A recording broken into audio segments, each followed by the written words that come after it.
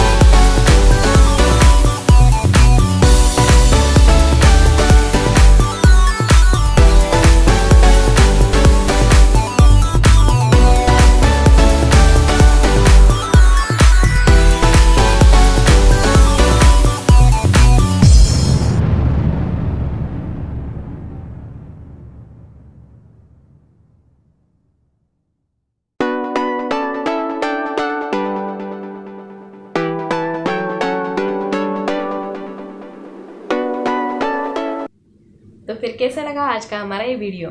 पसंद आया हो तो लाइक ज़रूर कीजिए, वीडियो को ज़्यादा से ज़्यादा शेयर कीजिए और ऐसे ही इंटरेस्टिंग वीडियोस देखते रहने के लिए हमारे चैनल को सब्सक्राइब कीजिए और बेल आइकन को प्रेस करके ऑल कर दीजिए ताकि आने वाले हर वीडियो की नोटिफिकेशन आपको सबसे पहले मिलती रहे। तो फिर मिलते हैं अगले वीडियो में।